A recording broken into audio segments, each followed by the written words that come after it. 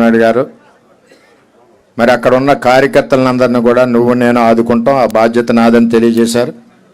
అలాగే నా భవిష్యత్తు కూడా క్లారిటీగా చెప్పారు. నేను భవిష్యత్తు గురించి చంద్రబాబు నాయుడు గారు ఆశీస్సుల ప్రకారం 20 సంవత్సరాల నుంచి పార్టీని కొమ్ము కాస్తా ఉన్నాం. నేను కోరేది ఏంటంటే కార్యకర్తల్ని చూసుకోవాల్సిన బాధ్యత.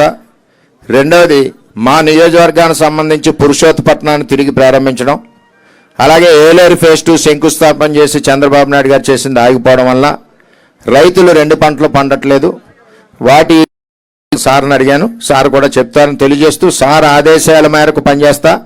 నేను చంద్రబాబు నాయుడు గారికి తాలిబాన్ లాంటి శిష్యుడు, నేను ఎప్పుడు కూడా పరిగెట్టిస్తాం. అక్కడ పవన్ కళ్యాణ్ తెలుగుదేశం పార్టీ పునాదులతో బలీయంగా పిఠాపురంలో ఉంది. ఆ పునాదుల మీద ఆయన్ని గెలిపించి చంద్రబాబు నాయుడు గారు మెచ్చుకునే విధంగా అత్యధిక మెజార్టీతో గెలిపిస్తాం. మా రైతులకి కొద్దిగా కోరుతున్నాం.